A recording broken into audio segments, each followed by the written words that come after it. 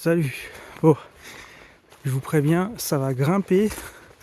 J'ai pas beaucoup de souffle, pas beaucoup de cardio, donc je vais être essoufflé. Peut-être que je vais parfois ne plus trop parler. Je compte pas te faire de, je compte pas. Bah déjà ça commence. Je compte pas faire de montage. Donc voilà, il y aura des moments de blanc. Mais voilà, bon bref, bienvenue dans cette nouvelle vidéo. Deuxième vidéo de la chaîne où on parle de Compostelle, de la marche. Et aujourd'hui, ouais, on va parler plutôt de la marche. On va se laisser divaguer, j'ai encore rien prévu. Et on va se laisser divaguer sur le sujet de la marche, de Compostelle. Pourquoi je pense qu'on va aussi parler peut-être de pourquoi j'ai envie, ou d'où vient cette envie de faire Compostelle. Même si je ne sais pas vraiment. Je pense que il y a quand même 2-3 petites raisons. On verra, peut-être qu'on partira là-dessus, je sais pas du tout. Mais là, c'est l'improvisation totale. Je vais souffler, je pense que c'est vraiment pas le bon moment pour faire une vidéo, mais bon. Aujourd'hui, je suis allé marcher. Ça monte pas mal vers chez moi. Et d'ailleurs, je dis aujourd'hui, mais tous les jours, je vais marcher au moins 1 heure. Et parfois, même souvent plus. Quoique en ce moment, je marche quand même beaucoup moins. J'ai beaucoup marché cet hiver. Mais là, c'est vrai que je sais pas, le beau jour arrive. C'est les moments idéaux pour aller marcher. Et bizarrement, j'ai moins envie. Pourquoi, je sais pas.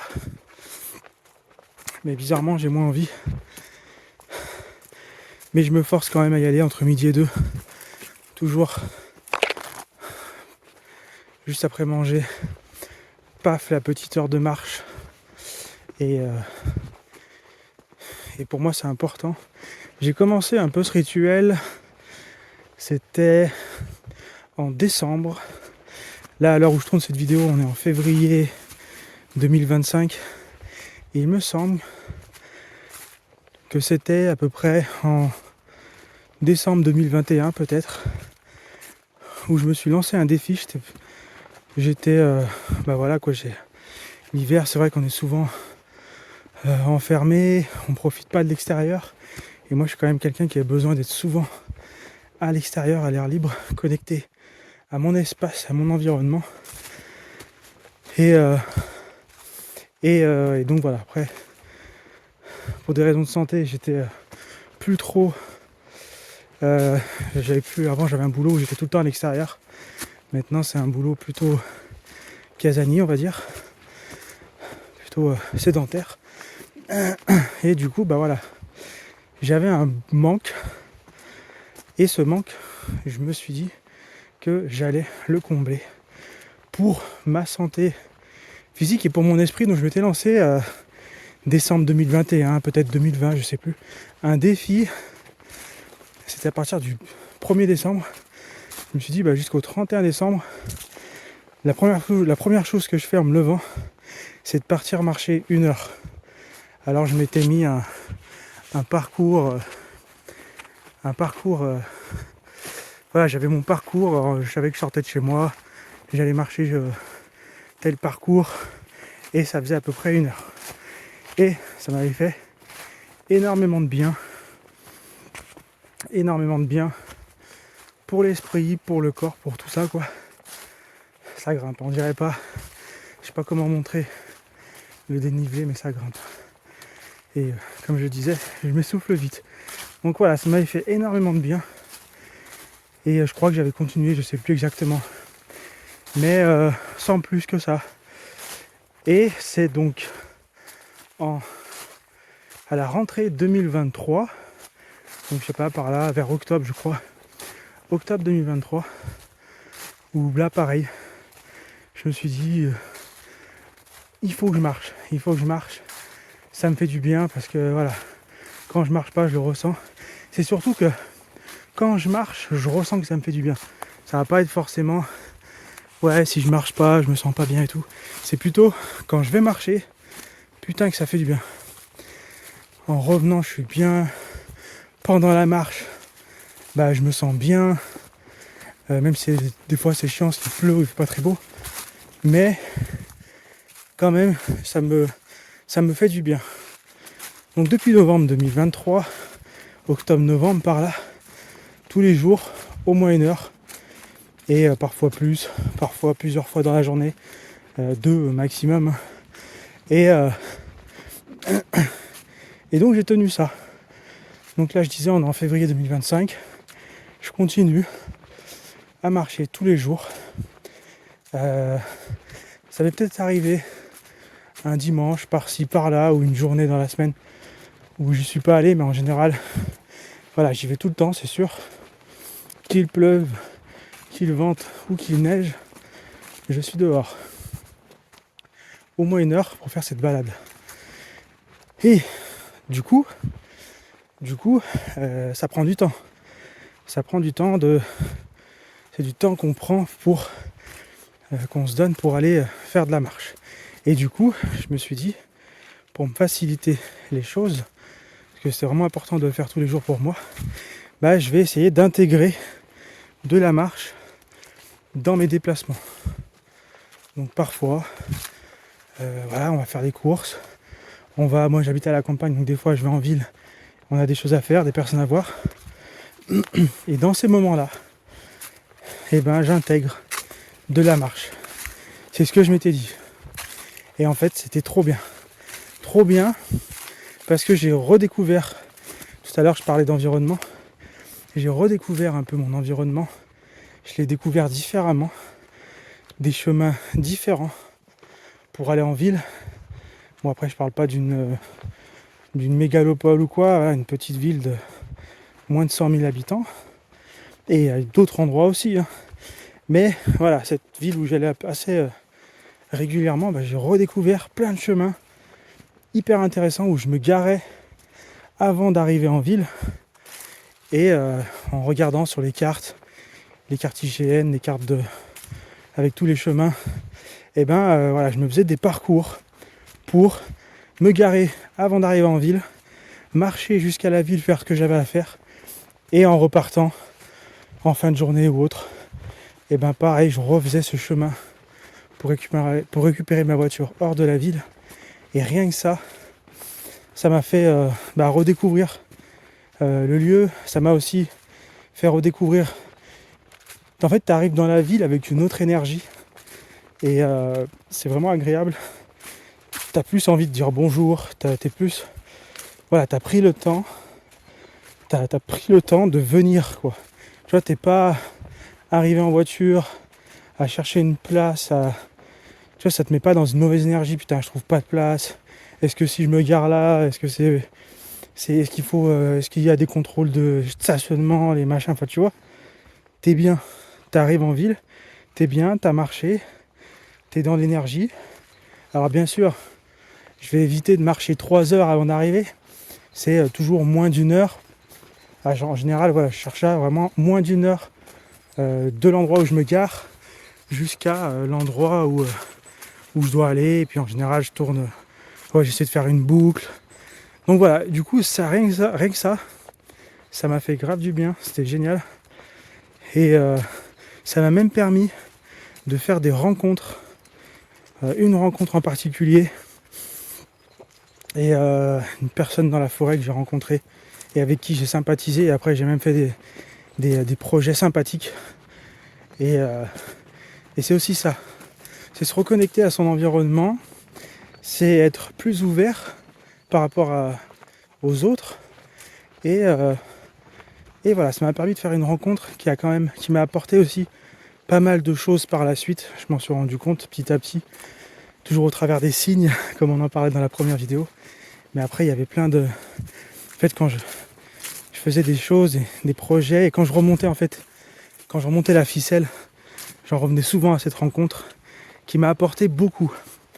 Et donc ça, c'est un exemple parmi d'autres des bienfaits de juste marcher déjà dans son quotidien, sans forcément parler d'aller à Compostelle ou quoi, mais juste intégrer de la marche dans son quotidien, ça te change l'énergie Et après voilà, faut aimer ça. Après voilà, même si on aime la marche, il y a des jours où on n'a pas forcément envie d'y aller. Comme je disais, des fois il pleut, etc. etc.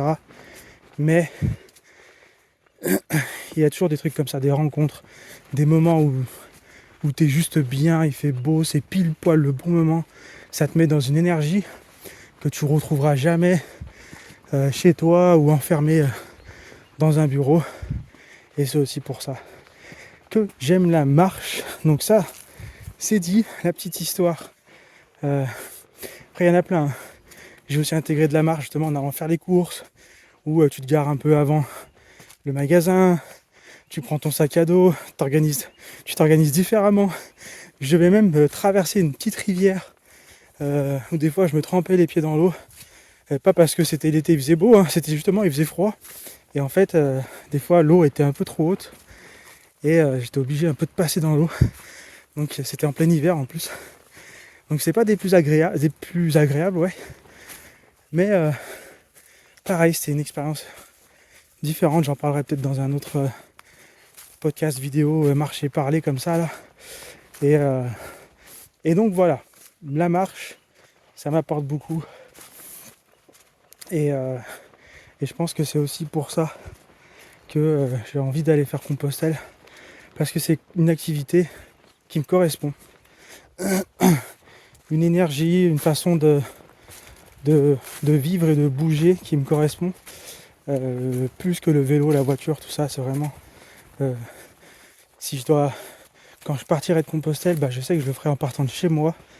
Et je pense que ça sera... je pense qu'il va se passer quelque chose au moment où j'ai fermé ma porte et je me dis... là, je vais fermer la porte et j'y vais, quoi. Je pars à pied. Et c'est vrai que ce moment, il m'est revenu assez régulièrement, plus trop maintenant, comme je disais. Je suis plus trop dans l'énergie, même plus du tout dans l'énergie d'aller marcher, faire Compostelle. Mais voilà, quand même, c'était un truc qui revenait assez souvent. Et puis voilà, alors pourquoi j'ai envie d'aller faire ce pèlerinage? Ça, c'est une bonne question et je me demande si tout le monde le sait vraiment. En fait, toutes les personnes qui ont fait Compostelle ou qui ont envie de le faire, est-ce que vraiment... je pense qu'on n'est pas beaucoup à savoir quelle est l'origine du truc qui a fait qu'on a eu envie de faire Compostelle. Moi, sincèrement, j'arrive pas à remonter la ficelle jusqu'à ce moment-là. J'ai quelques brides, quelques pensées qui me reviennent, comme une fois une amie à moi qui m'avait dit qui m'avait parlé que son copain, son ex-copain je crois à l'époque, avait fait Compostelle un jour pareil. Il en a eu marre, il a claqué la porte, il est parti marcher jusqu'à Compostelle et je pense que j'ai l'impression qu'après il a toujours été en mode un petit peu vagabond comme ça, à jamais, toujours sur la route, en chemin. Et il y a eu ça. Et je pense qu'aussi, à une époque, je me souviens avoir mis des vacances. Vous savez, on peut, dans certaines entreprises, on peut prendre des congés et mettre des congés de côté pour plus tard, en fait. Ne pas utiliser ces congés annuels, les mettre dans un compte spécial. Et après, on peut débloquer comme ça 1-2 mois de vacances. Et il me semble que j'avais commencé à faire ça. Aujourd'hui, c'est plus d'actualité. Mais j'avais commencé à faire ça justement pour, je crois, aller faire Compostelle. Ça, c'est un truc qui m'est revenu il n'y a pas longtemps. Je me suis dit... En tout cas, c'était sûr que c'était pour faire cette espèce de coupure, faire une coupure dans ma vie de plusieurs semaines, plusieurs mois. Pas forcément pour aller, je sais pas, en Australie, pour voir les kangourous en Australie ou des lacs au Canada ou autre, mais vraiment quelque chose de spirituel, un truc simple. Moi, j'ai toujours été comme ça dans ma façon d'envisager mes loisirs, on va dire, mes voyages, mes loisirs, toujours intégrer de la lenteur, j'ai envie de dire, prendre le temps, essayer de synchroniser mon environnement, me synchroniser aussi dans le temps.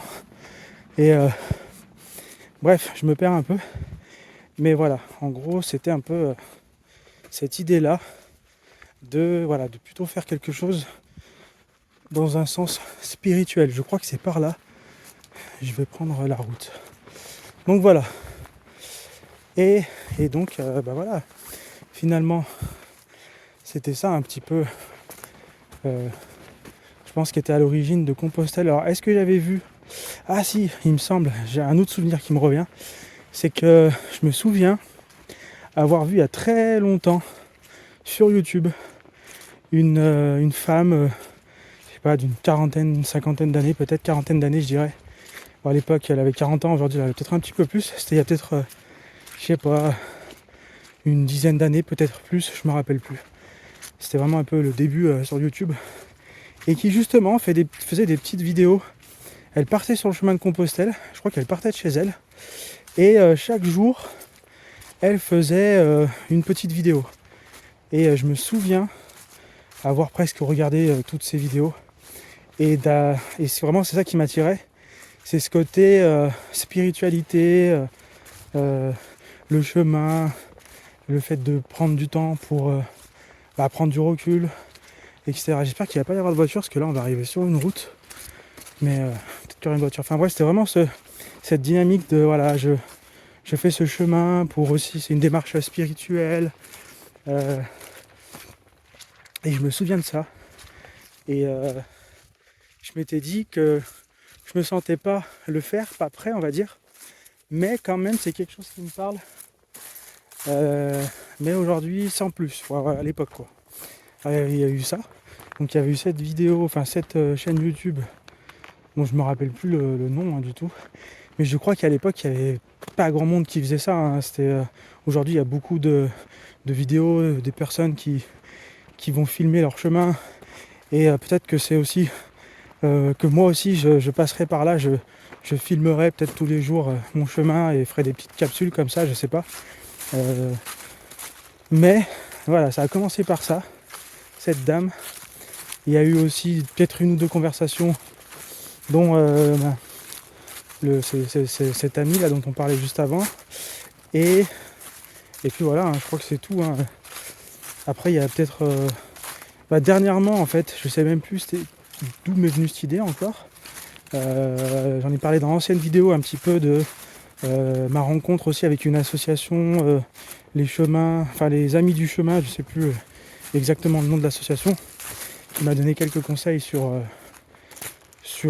faire le chemin, le rejoindre de là où je suis. Et je sais plus exactement. Ah si, voilà, je m'en rappelle. Il y a eu une autre conversation. Donc cet été. Voilà, j'étais dans cette dynamique où je commençais à... j'ai beaucoup marché. Cet été aussi, j'ai fait un peu de bivouac. J'ai fait quelques randonnées du côté de chez moi.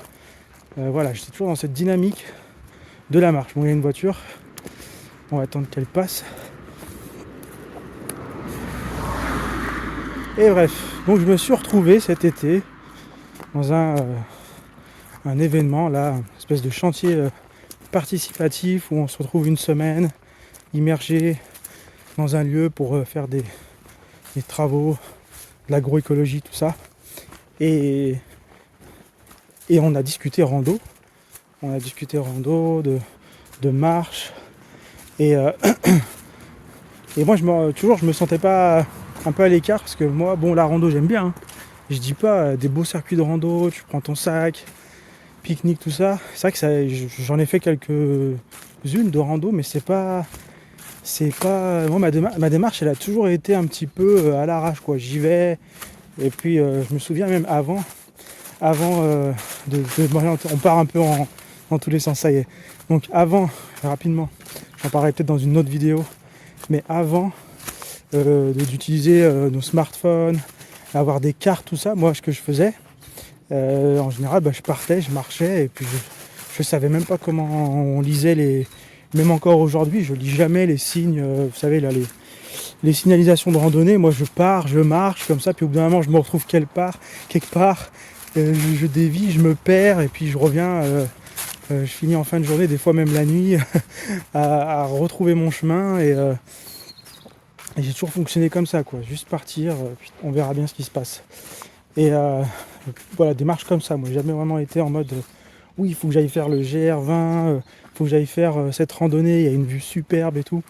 J'ai toujours un peu été dans à me dire que par moi-même, j'allais découvrir des super endroits, et ce qui était le cas des fois, mais souvent, par moi-même, j'allais me perdre en fait. Mais bref, je sais plus de quoi je parlais. Oui, donc j'étais dans ce chantier participatif, et donc il parlait de rando. Est-ce que tu as fait le GR temps, le GR temps? Moi, j'en ai fait aucun de GR. Et il y a eu ce moment où ils ont parlé entre eux, parce que moi, j'étais pas trop dans cette conversation justement de randonnée, tout ça. Et ils ont parlé de Compostelle. Comme quoi, ils avaient fait Compostelle, mais très rapidement. Hein, c'était vraiment très rapide dans la conversation. Ou pas, je sais pas, mais moi, je sais qu'à un moment donné, j'ai entendu parler de ça. Et je me suis dit, ah ouais, putain, ça serait bien que. Je sais pas, j'ai envie. C'est comme si j'avais pas entendu. J'avais pas pensé à ce chemin depuis longtemps, que je connaissais son existence sans plus, et que là d'un coup je me disais ah ouais, là c'est peut-être le moment en fait. Et je me rappelle, c'est parti de là, donc c'était si je me trompe pas en août 2024. Hop. Août 2024, c'est rentré comme ça dans ma tête, je pense, août-septembre, je sais plus. Ah, c'était fin septembre, c'est fin septembre, et ça correspond justement à ça. Donc octobre après novembre, c'est là où je suis allé voir l'association qui m'a guidé dans tout ça, donc ça correspond bien, et je pense que c'est venu aussi de ce moment-là, donc d'une simple conversation que j'ai entendue, écoutée comme ça, et après il y a eu une espèce de effet boule de neige comme ça, et donc je suis allé voir l'association qui m'a aussi motivé, et voilà, ça a duré peut-être 2 mois là, et depuis janvier à peu près, c'est vrai qu'il y a pas mal d'eau qui a coulé sous les ponts. J'ai un peu moins cet appel, même plus du tout. Hein. J'y pense comme ça de temps en temps, là je fais la vidéo comme ça. Mais je me vois pas du tout, je me vois plus du tout. Il n'y a plus autant d'énergie du tout. Tiens, un petit bâton. Hop. Donc ouais, plus du tout, je suis plus du tout dans cette énergie. Ah d'ailleurs, quand je prends ce bâton là, ça me fait penser à un truc. Un autre signe. Tout simplement, donc c'est quand c'était donc octobre-novembre. Voilà, j'étais motivé, tout ça. Et j'ai l'impression, et j'avais pas trop vu, ça faisait longtemps que j'avais pas vu mon père. Et je le revois donc en décembre, à peu près là, ça correspond à peu près au moment où je me démotive un peu. Et c'est pas, il m'offre un bâton de pèlerin. Alors que du tout, je sais pas, je n'avais pas du tout parlé de ça déjà. Je n'avais pas du tout parlé que je faisais de la marche, tout ça. Enfin, vraiment, aucun. J'avais laissé aucun indice. Et je sais pas, il a trouvé un bâton de pèlerin dans une brocante. Ça lui a fait penser à me l'offrir. Parce que bon, il sait quand même que j'aime la campagne, j'aime me balader dans les bois, je suis quand même très nature. Et je sais pas pourquoi il m'a ramené ce bâton. Et ça aussi, je l'ai pris pour un sacré signe. Bon, après, ce bâton, je l'ai gardé de côté. Et c'est sûr que si je fais le chemin, quand je ferai le chemin, ça sera avec ce bâton que je partirai, c'est sûr. Et voilà, encore un autre signe que je crois que j'en avais pas parlé dans l'autre vidéo. Et quand même un signe assez fort, ça aussi. Un bâton de pèlerin qui tombe comme ça, qui termine dans le coffre de ma voiture, alors que l'idée est en train de me sortir de la tête. J'ai quand même pris ça pour un signe. Je me rappelle, ce jour-là, j'ai fait ah ouais, ça aussi c'est un signe puissant. Donc voilà, je pense que je vais m'arrêter là pour aujourd'hui. Je vais m'arrêter sur ce bâton. Je trouve que c'est assez symbolique. Et puis voilà. On se retrouve peut-être dans une prochaine vidéo.